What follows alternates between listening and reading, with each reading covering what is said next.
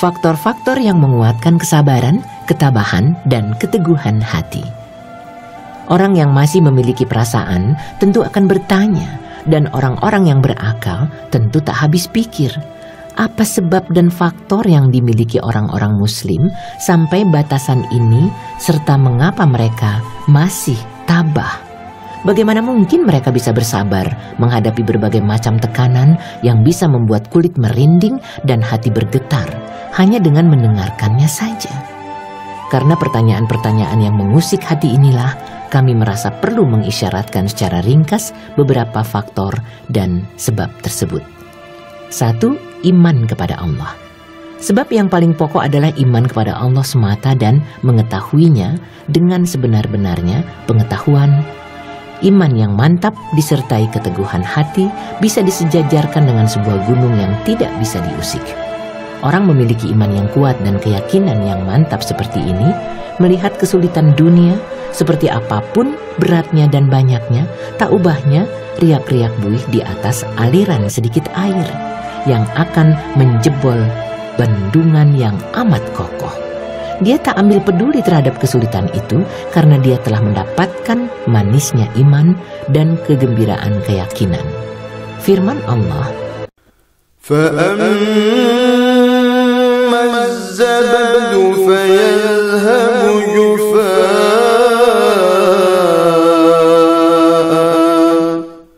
وَأَمَّا مَا يَنفَعُ النَّاسَ فَيَمْكُثُ فِي الْأَرْضِ. adapun buih itu akan hilang sebagai sesuatu yang tak ada harganya. Adapun yang memberi manfaat kepada manusia, maka ia tetap di bumi. Surat Ar-Ra'd ayat 17. Dari satu faktor ini saja, sudah meragamkan faktor-faktor lain yang sekaligus menguatkan kesabaran dan ketabahan tersebut. 2. Sosok pemimpin yang bisa menyatukan hati manusia. Nabi SAW adalah seorang pemimpin dan komandan tertinggi bagi umat Islam, bahkan bagi semua manusia. Beliau memiliki perawakan badan yang bagus, jiwa yang sempurna, akhlak yang mulia, ciri-ciri yang menawan, sifat-sifat yang terhormat, yang mampu menawan hati dan membuat jiwa manusia tunduk kepada beliau. Perawakan dan penampilan beliau benar-benar sempurna. Tak seorang pun yang menyamainya, ditambah lagi dengan kemuliaan, kecerdasan, kebaikan, keutamaan, amanah, kejujuran, dan segala hal yang baik ada pada diri beliau. Musuh pun mengakui hal ini, terlebih lagi rekan-rekan dan orang-orang yang mencintai beliau. Tidak ada satu kata pun yang dinyatakan seseorang kecuali pasti mengakui kebenaran semua ini. Suatu kali ada 3 orang Quraisy, Abu Jahal, Abu Sufyan, dan Al-Akhnas bin Syarik, yang secara sembunyi-sembunyi mencuri dengar ayat-ayat Al-Quran yang dibaca Rasulullah SAW, sehingga yang satu tidak tahu apa yang dilakukan 2 teman lainnya. Tetapi kemudian perbuatan mereka itu terbongkar. Salah seorang di antara mereka bertanya kepada Abu Jahal, "Apa pendapatmu tentang apa yang engkau dengar dari Muhammad?" "Apa yang ku dengar? Kami dan Bani Abdi Manaf saling bersaing untuk merebut simpati. Mereka memberi makan dan kami pun berbuat hal yang sama. Mereka membawa barang dan kami pun berbuat hal yang sama. Mereka memberi orang lain dan kami pun berbuat hal yang sama. Sehingga tatkala kami saling membagi hasil dalam kafilah dagang dan kami tak ubahnya kuda-kuda yang digadaikan, mereka berkata, kami mempunyai seorang nabi yang mendapat wahyu dari langit. Lalu kapan kita bisa menyadari hal ini? Demi Allah, kami sama sekali tidak akan beriman kepadanya dan tidak pula membenarkannya." Abu Jahal pernah berkata, "Wahai Muhammad, kami tidak mendustakan dirimu, tetapi kami mendustakan apa yang engkau bawa." Lalu Allah menurunkan ayat, فَإِنَّهُمْ لَا يُكَذِّبُونَكَ وَلَكِنَّ الظَّالِمِينَ بِآيَاتِ اللَّهِ يَجْحَدُونَ.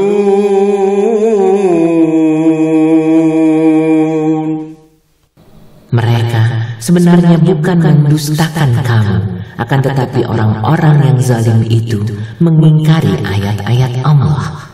Surat Al-An'am ayat 33. Suatu hari, beliau disakiti orang-orang kafir sebanyak 3 kali.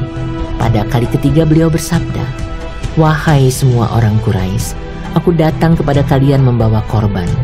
Kata-kata beliau ini mengiang-ngiang di benak mereka, sehingga orang yang sangat terpengaruh sabda beliau ini benar-benar berupaya mencari cara yang paling baik untuk menghibur dirinya.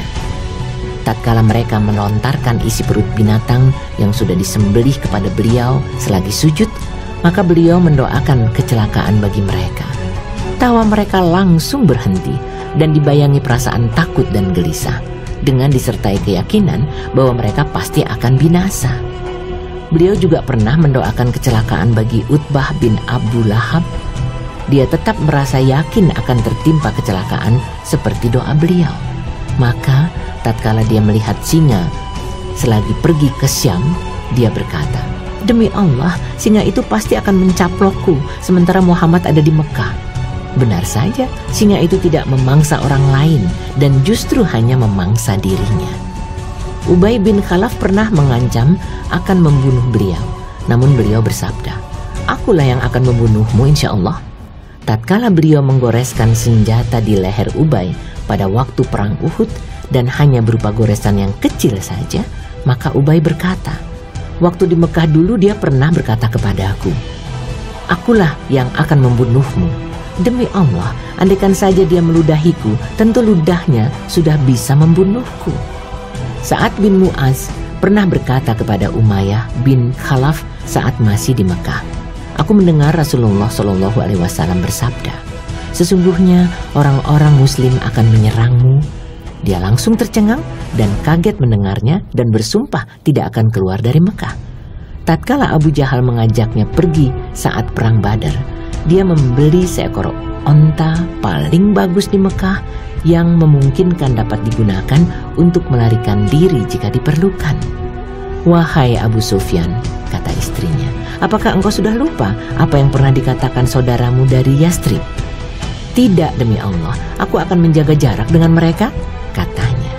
Begitulah keadaan musuh-musuh beliau yang tidak mampu menguasai diri karena pengaruh sabda beliau.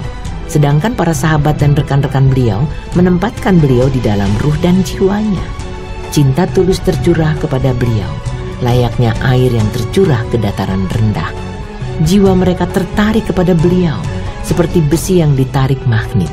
Di antara pengaruh cinta yang tulus ini, mereka tidak ambil peduli sekalipun leher mereka harus putus, kaku dicopot secara paksa, ataupun kaki terkena duri.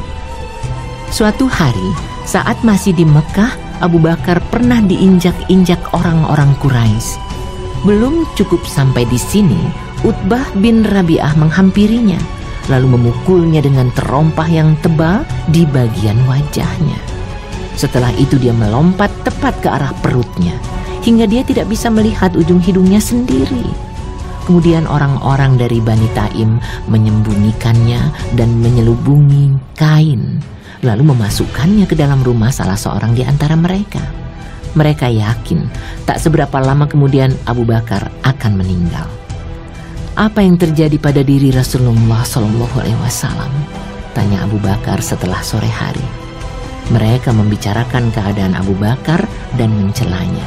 Akhirnya mereka beranjak pergi dan menemui ibunya, Ummul Khair, dan berkata kepadanya, "Periksalah dia, dan ada baiknya jika engkau memberinya makan atau minum." Tatkala Ummul Khair tinggal berdua dengan Abu Bakar, dia mendesaknya untuk makan. Namun Abu Bakar menolaknya dan bertanya, "Apa yang terjadi pada diri Rasulullah SAW?" "Kalau begitu, ibu harus pergi menemui Ummu Jamil binti Al-Khattab, tanyakan kepadanya." Ummul Khair pergi menemui Ummu Jamil, lalu bertanya kepadanya, "Sesungguhnya Abu Bakar bertanya kepadamu tentang Muhammad bin Abdullah." Ummu Jamil menjawab, "Aku tidak tahu di mana Abu Bakar dan Muhammad bin Abdullah berada. Jika engkau mengizinkan aku pergi bersamamu menemui anakmu, maka aku siap untuk pergi." "Baiklah," jawab Ummul Khair. Maka Ummu Jamil pergi bersamanya untuk menemui Abu Bakar yang tergeletak tak berdaya. Ummu Jamil mendekat dan tak kuasa untuk tidak menjerit karena kaget melihat keadaannya. Dia berkata, "Demi Allah, seperti inikah yang dilakukan orang-orang fasik dan kafir terhadap dirimu? Aku benar-benar berharap agar Allah membalaskan terhadap mereka." Apa yang terjadi pada diri Rasulullah SAW? Apa yang terjadi pada diri Rasulullah SAW? Ini ada ibumu yang ikut mendengar. Engkau tak perlu menyaksikannya, kata Abu Bakar. Lalu dia berkata lagi, beliau dalam keadaan selamat dan sehat. Di mana beliau? Tanya Abu Bakar. Di rumah Ibnul Arkam, jawab Ummu Jamil. Abu Bakar berkata, aku sudah bersumpah kepada Allah untuk tidak makan dan minum kecuali setelah bertemu Rasulullah SAW.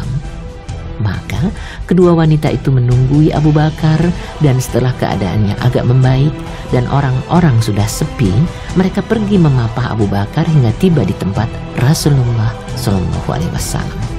Benih-benih cinta dan kasih yang tumbuh seperti peristiwa ini akan disampaikan di bagian mendatang, terutama pada saat perang Uhud. 3. Rasa tanggung jawab. Para sahabat menyadari betul tanggung jawab yang besar di pundak manusia yang tidak mungkin dielakkan dan diselewengkan seperti apapun keadaannya. Akibatnya yang terjadi di kemudian hari jika mereka menghindari tanggung jawab ini jauh lebih besar dan lebih berbahaya daripada tekanan-tekanan tersebut. Kerugian yang mereka alami dan yang dialami manusia jika menghindari tanggung jawab itu sulit dilukiskan daripada kesulitan yang mereka hadapi karena harus memikul tanggung jawab tersebut. 4. Iman kepada hari akhir. Iman kepada hari akhir. Iman inilah yang menguatkan perasaan untuk memikul tanggung jawab tersebut. Mereka yakin seyakin-yakinnya bahwa mereka akan bangkit kembali untuk menghadap Allah Rabbul Alamin. Amal mereka akan dihisab secara mendetail, yang kecil maupun yang besar, dan setelah itu entah menuju surga yang penuh kenikmatan atau ke neraka yang penuh siksaan dan abadi di sana. Mereka menghabiskan waktu dalam hidupnya antara takut dan berharap, takut azab Allah dan mengharap rahmatnya. Mereka sebagaimana yang difirmankan Allah, dan orang-orang yang memberikan apa yang telah mereka berikan dengan hati yang takut. Surat Al-Mu'minun ayat 60. Mereka tahu dunia dengan kenikmatan dan penderitaannya tak mampu menyamai sebelah sayap nyamuk di akhirat. Pengetahuan ini membuat mereka mengabaikan penderitaan hidup dan kepahitannya sehingga mereka tidak mempedulikannya. 5. Al-Quran. Pada saat-saat kritis, rawan dan menakutkan, turun surat dan ayat-ayat Al-Quran yang memberikan hujah dan bukti penjelasan tentang prinsip-prinsip Islam yang menjadi inti dakwah dengan redaksi yang jelas dan akurat, memberi petunjuk kepada orang-orang muslim tentang dasar-dasar kekuasaan Allah agar mereka menjadi masyarakat manusia yang paling ideal di dunia, yaitu masyarakat Islam. Ayat-ayat itu juga membangkitkan perasaan mereka untuk sabar dan tabah. Ayat-ayat itu bisa berupa contoh-contoh perumpamaan dan pasti menjelaskan hukum kepada mereka.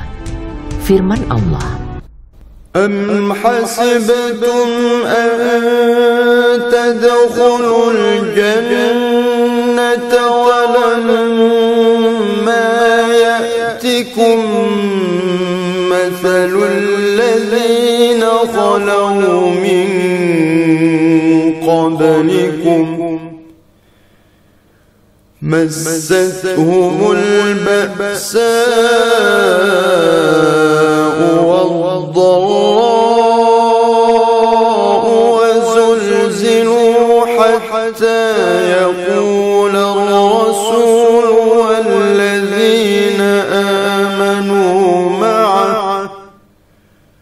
والذين آمنوا معه متى نصر الله ألا إن نصر الله قريب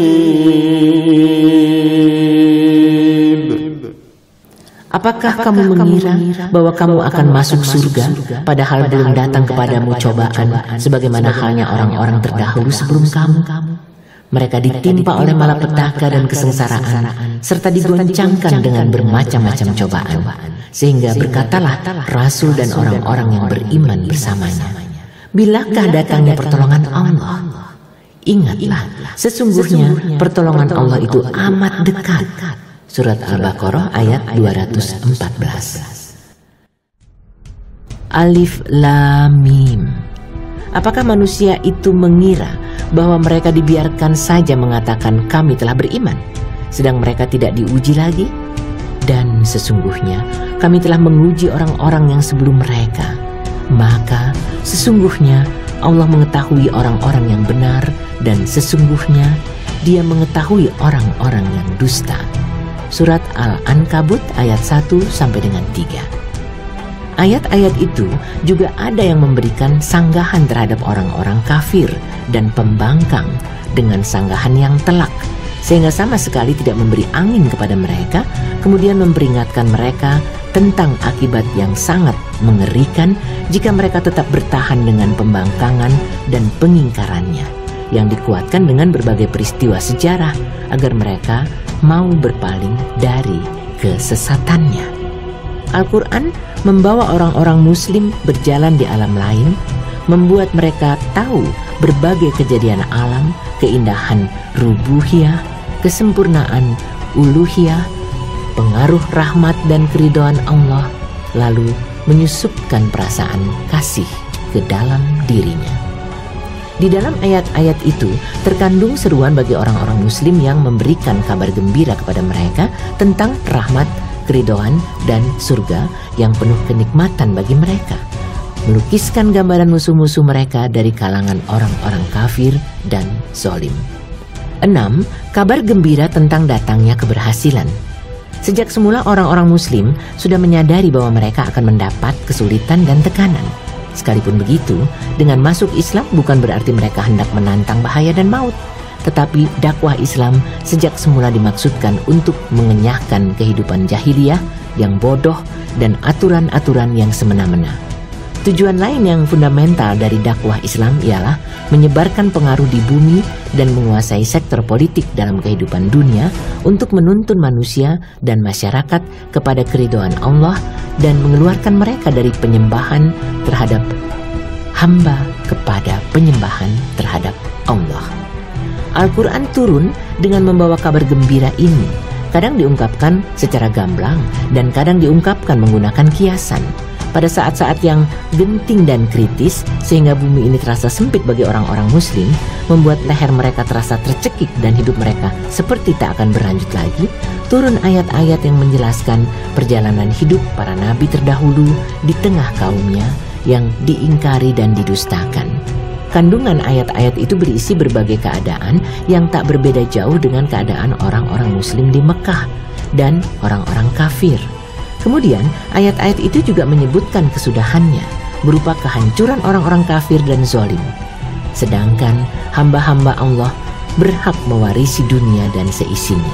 Kisah-kisah ini merupakan isyarat yang sangat jelas tentang kegagalan penduduk Mekah yang kafir di kemudian hari, keberhasilan orang-orang muslim, dan kesuksesan dakwah Islam. Pada saat-saat itulah turun ayat-ayat yang menegaskan kabar gembira kemenangan orang-orang muslim. Firman-Nya, وَلَقَدْ سَبَقَتْ كَلِمَتُنَا لِعِبَادِنَا الْمُرْسَلِينَ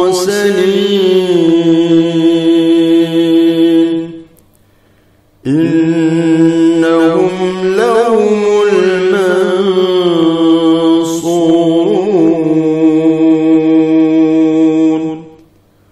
وَإِنَّ جُندَنَا لَهُمُ الْغَالِبُونَ فَتَوَلَّ عَنْهُمْ حَتَّى حِينٍ وَأَبْصِرْهُمْ فَسَوْفَ يُبْصِرُونَ أَفَبِعَذَابِنَا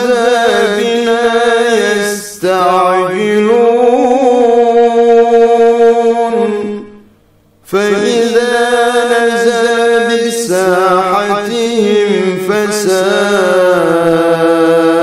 صباح المنذرين.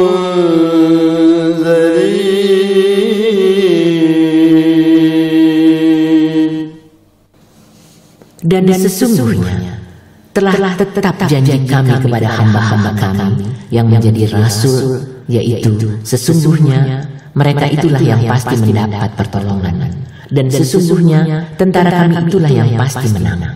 Maka berpalinglah kamu Muhammad dari mereka sampai suatu masa, dan terangkanlah kepada mereka, maka kelak mereka akan melihat azab itu. Maka apakah mereka meminta supaya siksa kami disegerakan? Maka apabila siksaan itu turun di halaman mereka, maka amat buruklah pagi hari yang dialami oleh orang-orang yang diperingatkan itu. Surat As-Saffat ayat 171 sampai 177. Golongan itu pasti akan dikalahkan dan mereka akan mundur ke belakang. Surat Al-Qamar ayat 45. Suatu tentara yang besar berada di sana dari golongan-golongan yang berserikat pasti akan dikalahkan. Surat Sad ayat 11. Turun pula ayat-ayat tentang orang-orang muslim yang hijrah ke Habasyah. Dan orang-orang yang berhijrah karena Allah sesudah mereka dianiaya, pasti kami akan memberikan tempat yang bagus kepada mereka di dunia. Dan sesungguhnya pahala di akhirat adalah lebih besar kalau mereka mengetahui. Surat An-Nahl ayat 41. Mereka bertanya tentang kisah Yusuf, maka Allah menurunkan intinya. Sesungguhnya ada beberapa tanda-tanda kekuasaan Allah pada kisah Yusuf dan saudara-saudaranya bagi orang-orang yang bertanya. Surat Yusuf ayat 7. Dengan kata lain, penduduk Mekah yang bertanya itu akan memperoleh kegagalan seperti kegagalan yang diperoleh saudara-saudara Yusuf dan akan menyerah seperti yang mereka lakukan. Begitu pula yang terjadi saat mengisahkan para rasul. Orang-orang kafir berkata kepada rasul-rasul mereka, "Kami sungguh-sungguh akan mengusir kamu dari negeri kami, atau kamu kembali kepada agama kami." Maka Tuhan mewahyukan kepada mereka, "Kami pasti akan membinasakan orang-orang yang zalim itu, dan kami pasti akan menempatkan kamu di negeri-negeri itu sesudah mereka. Yang demikian itu adalah untuk orang-orang yang takut akan menghadap ke hadiratku dan yang takut kepada ancamanku." Surat Ibrahim ayat 13 dan 14. Tatkala meletus peperangan yang sengit antara bangsa Persia dan Romawi, maka orang-orang kafir berharap agar bangsa Persia yang menang, karena mereka adalah orang-orang musyrik. Sedangkan kaum muslimin berharap agar bangsa Romawi lah yang menang, karena mereka orang-orang yang percaya kepada Allah, para rasul, wahyu, kitab-kitab, dan hari akhirat. Namun akhirnya kemenangan jatuh ke tangan bangsa Persia. Lalu Allah menurunkan kabar gembira tentang kemenangan bangsa Romawi tak seberapa lama kemudian. Tetapi tidak cukup hanya satu kabar gembira saja, Allah menegaskan kabar gembira lain, yaitu pertolongan yang diberikan Allah kepada orang-orang mukmin. Dan pada hari kemenangan bangsa Romawi itu, bergembiralah orang-orang yang beriman karena pertolongan Allah. Surat Ar-Rum ayat 4 dan 5. Dari waktu ke waktu, Rasulullah SAW menyampaikan kabar gembira seperti ini. Jika musim haji dan beliau berdiri di hadapan orang-orang di pasar Ukaz, Majanah, dan Zilmayar untuk menyampaikan risalah, maka beliau tidak menyampaikan kabar gembira kepada mereka berupa surga semata, tetapi beliau menyatakan kepada mereka secara gamblang, "Wahai sekalian manusia, ucapkanlah la ilaha illallah. Niscaya kalian akan beruntung dapat menguasai bangsa Arab, dan orang-orang non-Arab pun akan tunduk kepada kalian. Jika kalian mati, maka kalian akan menjadi raja di surga." Di bagian terdahulu sudah kami sampaikan tentang penolakan Nabi SAW terhadap tawaran Utbah bin Rabi'ah yang hendak mengadakan tukar-menukar agama yang beliau sebarkan dengan segala kesenangan dan kekayaan dunia. Beliau juga tidak mengabulkan permintaan utusan terakhir yang datang kepada Abu Thalib. Beliau menegaskan kepada mereka bahwa dengan satu kata saja yang mereka ucapkan, tentu semua bangsa Arab akan tunduk kepada mereka dan orang-orang non-Arab dapat mereka tundukkan. Khabbab bin Al-Arat berkata, "Aku menemui Nabi SAW yang sedang bergayut pada kainnya, berlindung di samping Ka'bah. Saat-saat itu kami mendapat siksaan dari orang-orang musyrik. Aku bertanya, mengapa engkau tidak berdoa kepada Allah?" Lalu beliau duduk dengan wajah yang bersemu merah, lalu bersabda, "Orang-orang sebelum kalian pernah ada yang disisir atau disiksa dengan sisir dari besi, ditusuk hingga ke tulang, merusak daging dan urat-uratnya. Namun hal itu tidak membuatnya beralih dari agamanya. Tetapi berharaplah benar-benar kepada Allah untuk kemenangan agama ini, hingga rombongan kafilah bisa berlalu dari San'a hingga Hadramaut tanpa rasa takut kecuali kepada Allah." Rawi hadis ini menambahi penjelasan, "Dan serigala tidak memangsa domba-dombanya." Dalam riwayat lain disebutkan, "Tetapi kalian terburu-buru." Diriwayatkan Al-Bukhari. Kabar gembira ini tidak hanya samar-samar dan tersembunyi, tetapi jelas dan nyata. Juga diketahui orang-orang kafir sebagaimana orang-orang muslim yang mengetahuinya secara jelas. Sehingga Al-Aswad bin Al-Muttalib dan teman-temannya mengobrol suka menyindir para sahabat Nabi SAW yang berjalan di dekat mereka dengan berkata, "Raja-raja dunia sedang menghampiri kalian. Mereka akan mengalahkan raja-raja Kisra dan Kaisar." Setelah itu mereka bersiul-siul dan bertepuk tangan mengejek. Dengan adanya kabar gembira tentang hari esok yang gemilang di dunia, disertai harapan untuk mendapatkan keberuntungan di surga pada akhirnya, maka para sahabat memandang berbagai macam tekanan yang menimpa mereka dari segala penjuru dan cobaan yang mengepung mereka dari segala sisi hanya sekedar sebagai riak-riak awan pada musim kemarau yang terlalu cepat sirnanya. Di samping itu semua, Nabi SAW senantiasa menyuapi ruh mereka dengan santapan-santapan iman, membersihkan jiwa mereka dengan pengajaran hikmah dan Al-Quran, mendidik mereka dengan pendidikan yang mendetail dan mendalam, membawa jiwa mereka ke tingkatan ruh yang tertinggi, kesucian hati, kebersihan akhlak, pembebasan dari kekuasaan materi, penentangan nafsu dan tunduk kepada Allah semata. Beliau mengeluarkan mereka dari kegelapan kepada cahaya, menuntun mereka untuk bersabar menghadapi siksaan, tabah dan lapang dada. Sehingga mereka semakin mantap berpegang teguh kepada agama, menjauhkan diri dari nafsu, mengharapkan surga, haus ilmu, menghisap diri sendiri, menundukkan kesenangan jiwa, mengikat diri dengan kesabaran, ketabahan, dan ketenangan jiwa.